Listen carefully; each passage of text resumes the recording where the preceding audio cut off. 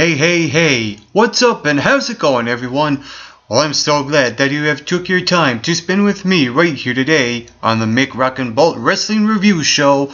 I am your co-host, Mick Rock Wilson, and we decide TNA Impact Wrestling from Orlando, Florida in Universal Studios. What I noticed on the show is that we saw some of the regulars. I saw the big guy with the mustache and beard up there, right where the camera points. And up in the corner was the old missus. And I seen these people live. I actually went to a couple of shows at Universal Studios, so I got to see a lot of the regulars that went to these shows before they went on the road permanently.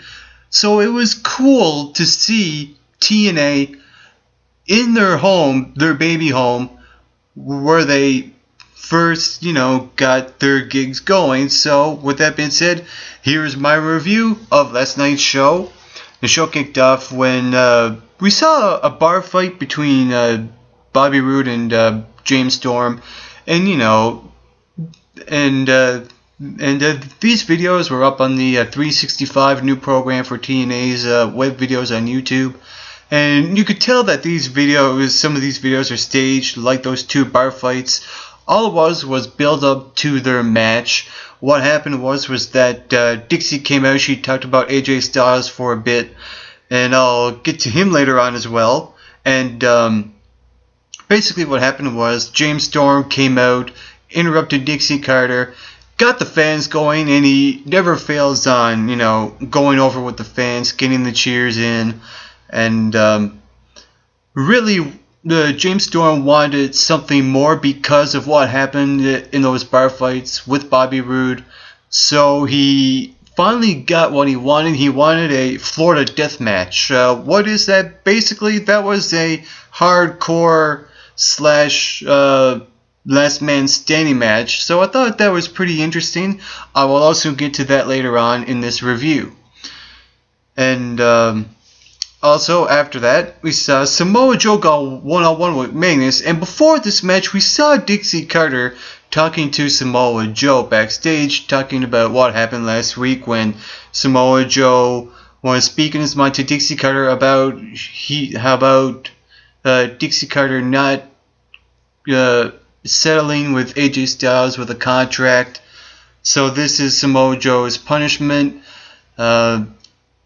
Dixie Carter said that if you say anything anymore, I will threaten to fire you, stuff like that, etc., etc. That all got Samoa Joe fired up. He took it out on Magnus. I thought Samoa Joe sold his emotions pretty well. And what I like about that match was that it was a false count anywhere, and we saw Samoa Joe backstage, and he cut a promo, and he basically told Magnus, meet me backstage, we'll duke it out there. They duked it out there. I loved how they used the false count anywhere to their advantage. They used the backstage area, they used the stage, they used, some areas around the ring with only just a couple of near falls, but overall, I thought it was a decent false count anywhere match. And really, Samoa Joe really didn't need to win that match. I think that Magnus is the guy that's new, fresh, and he's the guy that's hungry now for the championship. And Samoa Joe has been there, done that. So with that being said, I think that was a smart move on the part of TNA for putting over Magnus in that match. Also, we almost got to see Joseph Park versus Abyss. What happened was that before this match took place, Christopher Daniels and Frankie Kazarian came out and they cut a promo about Joseph Park. Will Abyss show up? Stuff like that. And after that, Joseph Park came out and he cut a promo. And then Abyss's music hits. Delay. We don't see him at all. Christopher Daniels and Kaz go back on the microphone, went into the ring, and basically bullied Joseph Park in the ring when they poured the bucket of blood over his head, and called him almost every name in the book, etc., etc. You don't belong in our ring, blah, blah, blah. And the only thing I was a little let down of is that I would have liked to see someone who is the size of Joseph Park come out in the Abyss suit and take on Joseph Park. I think if they'd done that, it would really get a reaction from the fans that they've been wanting to see, even though we know that Joseph Park is Abyss. That would have been something that would have been interesting to see how that would play out, but we didn't get that. I thought that was a little bit of a letdown, but I can understand why they didn't do that. Is because they want to know that Joseph Park is Abyss in the storyline aspect, even though we already know that Joseph Park is Abyss. So it's a kind of a hit and miss situation on that segment of the show. Also, we saw Gail Kim versus Candice Laria. I think I got that pronounced right. If I don't, comment below, let me know. And basically, that was a squash match where Gail Kim goes over the rookies, so to speak. But what I like about these open challenges is that we get to see divas that I should say knockouts, that we don't get to see on TNA as much as we should, because there's so many talent that we don't even know about when it comes to the women's division, the knockouts division. So it's cool to see some of these new knockouts coming into TNA and trying to make a name for themselves, even though the WWE is the place to be. I like that they want to showcase their talents on the show, where there's a lot more Attitude Era likeness in TNA than the WWE. So with that being said, it's a cool situation that they put these new knockouts in, and putting them airtime on TV in matches such as one of the greatest knockouts, I think, in the history of TNA and in any wrestling company, Gail Kim. I'm glad she's a knockouts champion, and I like that she's actually putting over these knockouts without putting them over. I said that before. I don't know if that makes sense or not, but to me it sounds like great TNA logic, and it's a win-win situation on both parties. And with Lady Tapa in her corner, I could see something happening with her as well, where Gail Kim might say that there's no more challenges. She wrestled every open challenge, and there's no one else to take her on until Lady Tapa takes her out, and they could build a rivalry with those two. I think that would be a smart move if the TNA decides to do that. Also, we saw, a couple of good backstage segments, as well as some video packages as well. One of those video packages was AJ Styles in Japan, and I gotta say, TNA is actually doing something right with AJ Styles and the World Heavyweight Championship, and it's what the WWE should have been doing with CM Punk, and that was putting him in other indie promotions, defending the championship, promoting TNA in places like Japan, Mexico, and he should go to other places as well, like Australia, Canada, Asia, Africa, everywhere in the world to promote TNA. I love what TNA is doing with AJ Styles. Also, we saw a backstage segment with James Storm and Gunner before James Storm had his match against Bobby Roode, and there was something Gunner said that sounded really cliche as hell, and that was, "I got your back." And you kind of wonder, okay, is Gunner going to turn on James Storm? It's cliche written all over it, so let's get right down to it. Bobby Roode versus James Storm in a Florida death match. Like I said before on this review, this was a hardcore style / last man standing match where you didn't see any pinfalls, any near falls, or any submissions. All it was a straight up hardcore match where the referee counted to 10, and basically what happened was, I thought that match itself was the match of the night. I thought it was a great, outstanding hardcore style match. The moments that were in that match were incredible. I loved how in the very beginning, Bobby Roode never got his entrance in. So Storm ran up to the ramp and took out James Storm with the kendo stick. And so he took the fight from to him. I like that, and it basically shows the emotions James Storm is selling. I love how he sold his emotions. They were incredible, and I felt that there was also moments in that match that were really comedic on the part of Bobby Roode. The way he would sell his hang on. Yeah, his cell jobs. I love the way how Bobby Roode used his cell jobs when James Storm would hit Bobby Roode with an object, and he would flop forward, channeling his inner Ric Flair. Those things I kind of had a good laugh over. They were really comedic.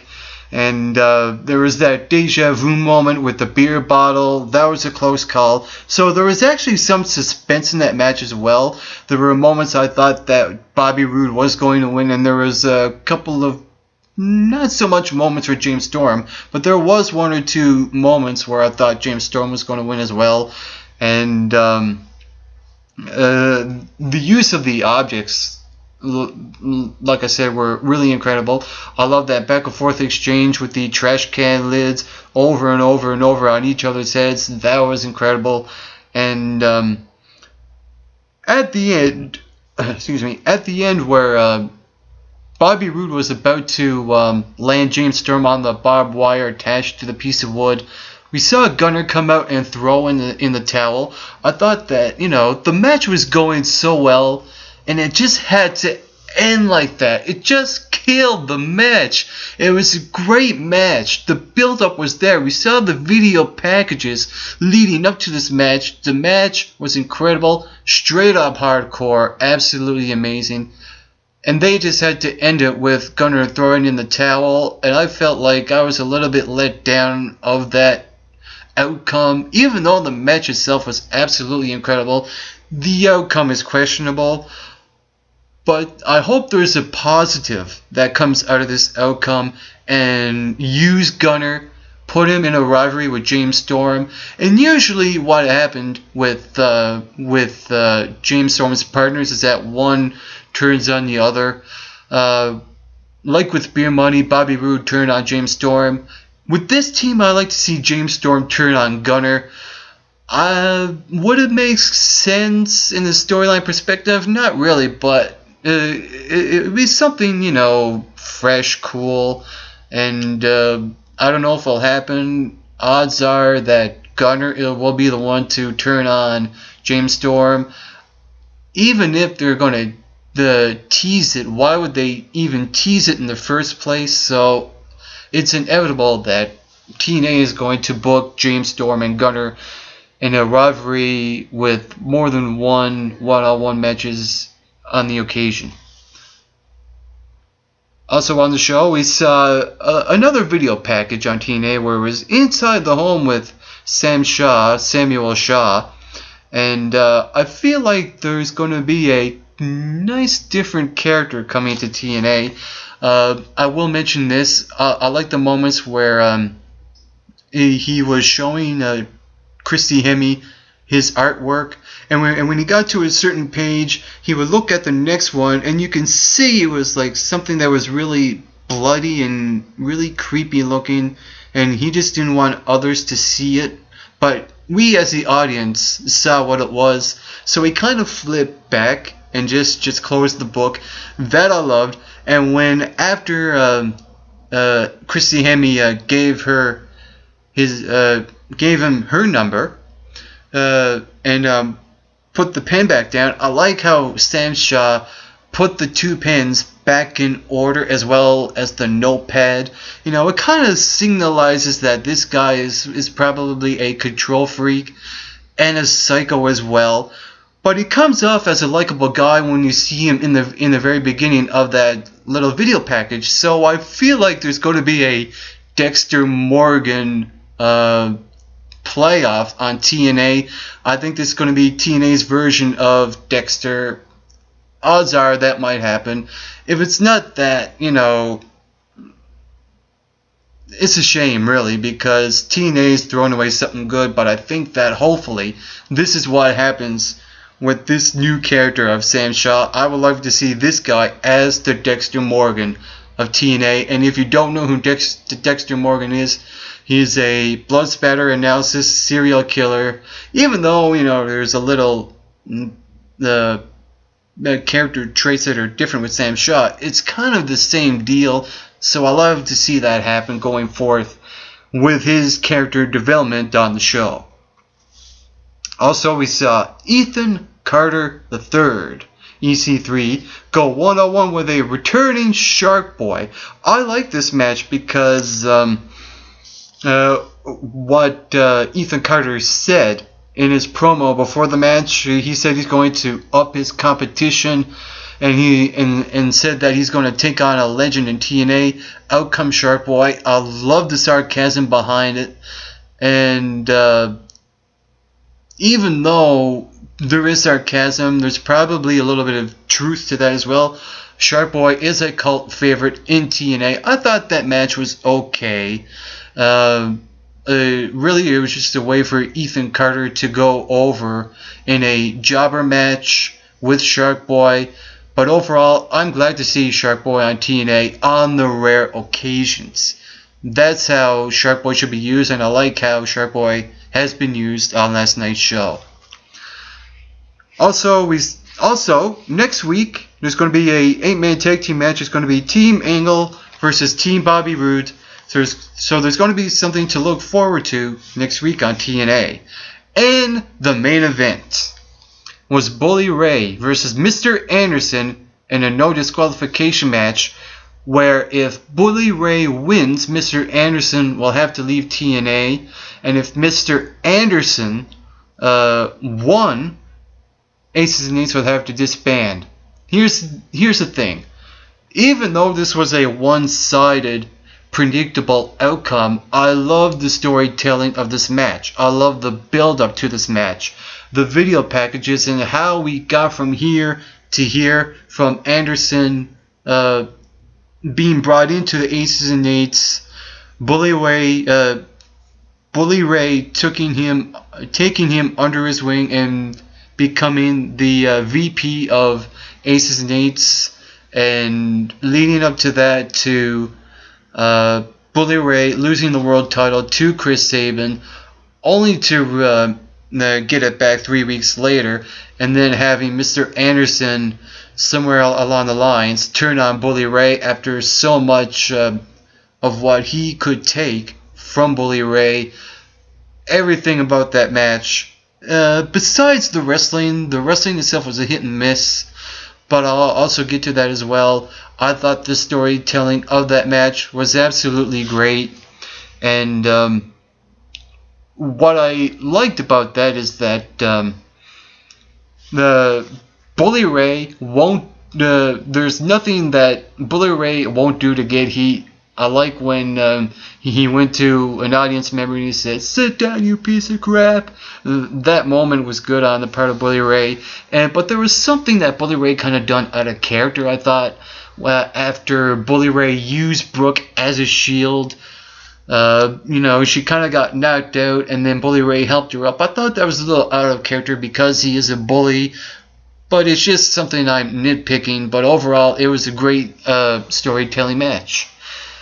I really like those moments, how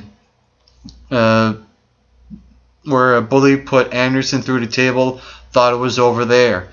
I loved how Bully Ray even worked that match as well, the way he was trash talking Mr. Anderson. There were a couple of big moves. Like I said, the wrestling, not so much. There were a couple of great big moves that happened throughout that match. Even the part where Knox interfered and Anderson pile driving Knox through the concrete right next to the ring. I thought that was great. I thought Bully Ray almost putting Anderson through the concrete by the ring was great as well. The only thing I didn't like was that Bully Ray didn't keep his promise, and that he was going to pile drive Anderson through the stage and have a reversal where Anderson would pile drive Bully Ray through the stage, and then that would be where the match would end. It would make more sense if it ended on the stage as opposed to in the ring, because of the irony of that storytelling. That was the other only nitpicking thing I didn't like, but overall, like I said, it was a great storytelling match. Bully Ray and Anderson worked well with each other. And on top of that, I thought that, the James Storm and Bobby Roode match was a lot better than the main event, but overall, the show itself was great. There were a couple of good pay-per-view quality matches, the no disqualification match and the Bobby Roode James Storm match. So with that being said, TNA Turning Point was thumbs up show. And that was my review of TNA Impact Wrestling's free pay-per-view event, Turning Point. For the MRB Wrestling Review Show, I'm your co-host, Mike McRock Wilson. Get plenty of rest and always do your best.